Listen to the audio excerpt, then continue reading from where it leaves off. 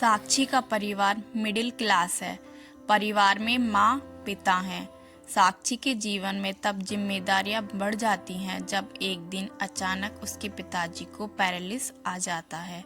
साक्षी पर अब उसके छोटे भाई और एक छोटी बहन के साथ पिता के इलाज और घर चलाने का बोझ आ गया है।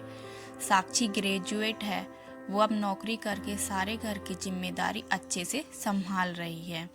उसे अब अपनी फैमिली के अलावा कुछ नहीं दिखाई दे रहा है।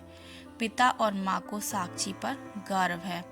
साक्षी ने इस दौरान कई अच्छे रिश्ते को मना कर दिया। साक्षी को पता था अभी उसकी जिम्मेदारी बड़ी है। वो अपने घर को ऐसी हालत में छोड़कर शादी नहीं करना चाहती थी। और फिर पता नहीं शादी के बाद कैसा परिवार और पति मिले। इन सब बातों को देखते हुए अभी वो शादी से दूर रहना चाहती थी। इन रिश्तों में से कुछ कुछ उनके रिश्तेदार ने बताए थे, इसलिए रिश्तेदार अब साक्षी से थोड़ा जलने लगे। उन्होंने साक्षी के लिए अपनी एक सोच बना ली थी। उन्हें लगने लगा था कि साक्षी बड़ी घमंडी हो गई है। इस कारण अब रिश्तेदारों ने भी धीरे धीरे बात कम कर दी। एक लड़का रचित कुछ दिनों से फॉलो कर रहा होता है। लड़के को साक्षी अवॉइड करती है। लड़के का नाम रचित है। रचित साक्षी को दूर से ही देखता रहता है। कभी उसने ज़्यादा पास आने की कोशिश नहीं की। साक्षी को पता था कि वो उसे फॉलो कर रहा है, लेकिन कुछ ही दिन में रचित के बर्ताव से वो समझ गई थी कि वो किस तरह का है। जब साक्षी कभी उसके पास से भी गुजरती तो वो दूर होने लगता था, घबरा जाता था। साक्षी को मन ही मन उसकी ये बातें अच्छी लगने लगी।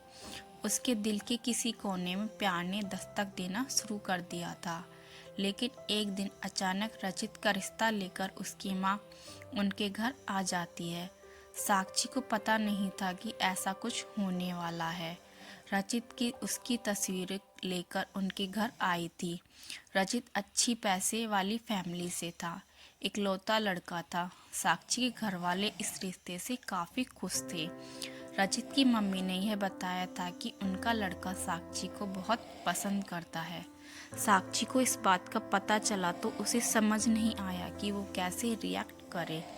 वो उसके मन में आया कि पहले वो रचित से कुछ बात करना चाहती है। अगले दिन जब वो ऑफिस गई तब उसने सोचा था कि वो रचित से बात करेगी। रचित उसे दिखाई दिया। हमेशा की तरह वो आज भी थोड़ा दूर ही खड़ा था। साक्षी पैर जैसे जम गए हों। उसने बहुत कोशिश की लेकिन वो आगे नहीं गई। आज साक्षी की आंखों में अलग ही शर्म आ गई थी। लेकिन फिर ऐसा कुछ हुआ कि साक्षी की बची कुची हिम्मत भी टूट गई। रचित अपने साथ एक कटआउट लाया था जिस पर लिखा था, प्लीज मैरी मी। साक्षी यह देख पिघल गई। साक्षी के माता पिता भी इस रिश्ते को लेकर खुश थे। साक्षी को भी लगा कि शायद यही वो लड़का है जिसे वो ढूंढ रही थी। इन्हीं सब बातों को ध्यान में रखते हुए उसने शादी के लिए हाँ कह दी। साक्षी खुश थी। उसके मन में रचित से बात करने की इच्छा थी, लेकिन रचित की तरफ से कोई पहल नहीं होने के कारण वो भी चुप थी। साक्षी को रचित और उसके बीच की यह खामोशी पसंद थी। शादी के लिए दोनों घरवाले जल्दी में थे, इस कारण जल्दी में की गई शादी पक्की होने के बाद ना तो रचित उसे दिखाई दिया, ना ही उसकी तरफ से कोई फोन आया। रचित शादी के दिन ही उसे कई दिनों बाद उसे दिखाई दिया है। काफ़ी दिनों बाद साक्षी ने रचित को देखा था। साक्षी के चेहरे पर अलग ही चमक थी। वहीं दूसरी ओर रचित बहुत नर्वस लग रहा था। रचित की शादी उसकी मनपसंद लड़की से होने जा रही थी, उससे होने जिससे वो प्यार करता है। फिर भी उसके चेहरे पर खुशी नहीं है। साक्षी को भी यह बात अजीब लगती है। उसको अंदेशा हो जाता है कि कुछ बात है, लेकिन अब बात सारी रचित से बात करने पर ही पता चलती। साक्षी और रचित की शादी हो गई। अब घड़ी आ गई जब साक्षी रचित से पहली बार बात करने वाली थी। सुहागरात की सेज पर वो बैठी है और बाहर से कई लोगों की आवाज़ आ रही है।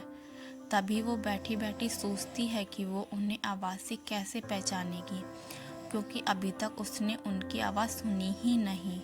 फिर रचित कमरे में आता है। चेहरे का रंग पूरा उड़ा हुआ रहता है। साक्षी एक नजर चुपके से उठाकर उसे देखती है।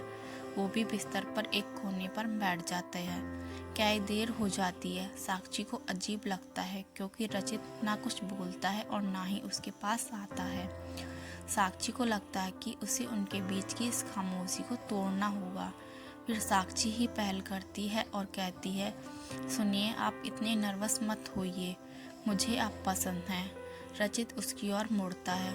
उसके चेहरे को देखकर साक्षी को थोड़ी चिंता होती है क्योंकि चेहरे पर अजीब सा डर था। साक्षी उसको पूछती है, क्या हुआ, आप खुश तो हैं ना?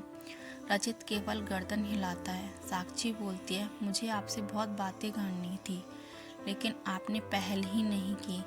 चलिए अब करते हैं। रचित अब भी चुप रहता है। साक्षी फिर बोलती है, आप कुछ बोल क्यों नहीं रहे? रचित की आंखों में अब आंसू आ जाते हैं। सुहाग रात पर अगर पति की आंखों में आंसू दिखे तो आप सोच लें लड़के की क्या हालत होगी। साक्षी घबरा जाती है। क्या हुआ, मुझे बताइए तो। अब साक्षी को रचित का तो वो सच पता चलता है जिसकी वजह से रचित घबराया हुआ है। रचित अब साइन भाषा में बताता है कि वो बोल नहीं सकता। साक्षी को धक्का लगता है, जैसे कि बहुत जोर से किसी ने धक्का मारा हो। वो चुप हो जाती है और रचित से दूर हो जाती है। पहली रात ही उसे पता चल जाता है कि उसके परिवार वालों के साथ धोखा हुआ है और खुद रचित ने भी उसे यह नहीं बताया। वो बिस्तर पर बैठी बस यही सोच रही है कि अब क्या करूं, उसे कुछ समझ नहीं आ रहा। रचित अपनी आंखों में आंसू लिए साक्षी को हाथ लगाता है। साक्षी उसके हाथ को जोर से हटा देती है, कहती है, मुझे छूने की कोशिश भी मत करना। वो उसी समय अपने घर जाना चाहती है लेकिन रात होने की वजह से उसके पैर रुक गए। साक्षी बाथरूम का दरवाज़ा खोल के बाथरूम में खुद को बंद कर लेती है। रचित बाहर बिस्तर पर ही बैठा चिंता में डूबा है। सारी रात ऐसे ही निकल जाती है। उस बंद बाथरूम में साक्षी के मन में कई ख्याल आ रहे थे। आखिरकार उसने एक फैसला किया। उसने अपने घर वापस लौटने का फैसला किया।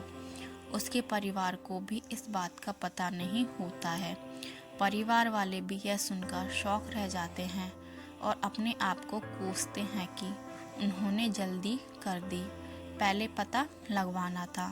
साक्षी ने फैसला किया कि अब वो कोर्ट में बात ले जाएगी। शादी के एक दिन बाद ही बात तलाक तक पहुंच जाती है। उसने फैसला किया कि झूठ से बनाया यह रिश्ता वो नहीं चाहती। रचित की माँ साक्षी के घर आती है। साक्षी की माँ उन्हें भला बुरा कहती है। साक्षी उन्हें रोकती है। वो पूछती है, आपको ज़रूरी नहीं लगा इतनी बड़ी बात हमें बताना? रचित की माँ नीचे मुँह कर और चुप रहकर सारी बात सुन रही है। रचित की माँ कहती है कि मैं माँ अपने बेटे का भला ही चाहती है और उसके पिता भी नहीं हैं। वो साक्षी को पसंद करता है, इसलिए वो साक्षी से शादी करना चाहता था। मैंने हिम्मत की बोलने की, मगर मैं कर नहीं पाई। फिर मुझे डर भी लगा क्योंकि पहली बार उसने कुछ करने को कहा। उसने तो मुझे बोला था कि तुम्हें सब बता दूँ, और मैं चाहती भी थी लेकिन नहीं कर पाई। मैंने रचित को भी झूठ बोला कि तुम मान गई, लेकिन शादी के पहले उसे पता चल गया कि मैंने उसको झूठ बोला है। तब तक देर हो गई थी, इसलिए वो खुश नहीं था। साक्षी, शायद तुम मुझे समझ पाओ। साक्षी अभी भी गुस्से में है। वो बोलती है कि मुझे रचित के ना बोलने से कोई प्रॉब्लम नहीं है। गुस्सा इस बात का है कि आपने धोखा दिया, झूठ बोला, और वो मुझे बर्दाश्त नहीं। तलाक की बात से रिश्तेदार तो साक्षी और उसके परिवार की इस हालत पर खुश हैं। उसने सोच लिया था कि वो रचित से तलाक लेगी और इसके लिए उसने कानूनी कार्रवाई शुरू भी कर दी। कुछ दिन उसके इन्हीं बातों में निकल गए। साक्षी अब अपने घर पर पहले की जीवन शैली पर लौट आती है। वो जॉब पर जाती है और कुछ दिनों बाद फिर रचित उसे दिखाई देता है। दूर से ही बस अब वो साक्षी को देखता है। साक्षी के ऑफिस के बाहर वो लगातार आता है। 15 दिनों तक साक्षी उसे अवॉइड करती है। फिर एक दिन उसके पास जाकर बोलती है, अब यह सब करने से कुछ नहीं होगा और मैं नहीं चाहती कि तुम कुछ नाटक करो, इसलिए यहाँ आना बंद कर दो, समझे। साक्षी की बातें वो सुन रहा है। वो साक्षी को इशारों में काफ़ी पीने को कहता है, लेकिन साक्षी वहाँ से चली जाती है। रचित ने अब यह रोज का काम बना लिया। एक दिन फिर वही रचित खड़ा रहता है। साक्षी उसके पास जाकर कहती है, क्या चाहती हो? अब तुम मेरी ज़िंदगी खराब तो तुमने कर दी। रचित फिर कॉफ़ी का इशारा करता है। साक्षी कहती है, कॉफ़ी पीकर मेरा पीछा छोड़ दोगे?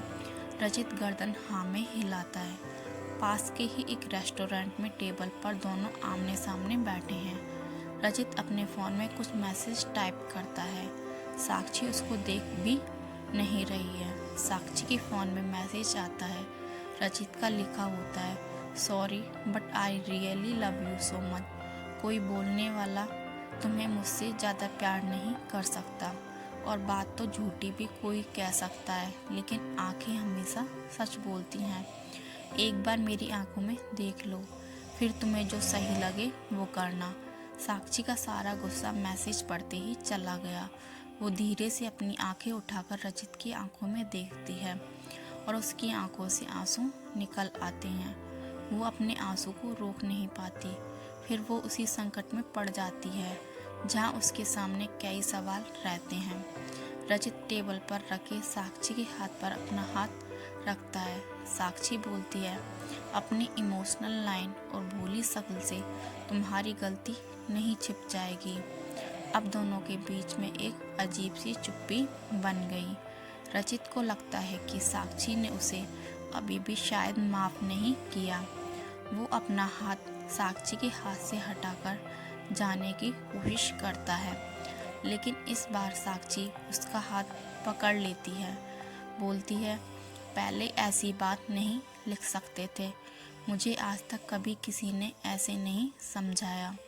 वो खड़ी होती और रचित को बोलती है, चलो मेरा सामान वापस लाना है मेरे घर से, अब तुम ही उठाकर ले जाओगे। रचित उठकर साक्षी को हक करता है। गिले शिकवे मिटाकर इस तरह उनके नए जीवन की शुरुआत होती है। तो दोस्तों, अगर आपको हमारी ये कहानी पसंद आई हो तो लाइक, शेयर एंड सब्सक्राइब ज़रूर कीजिएगा।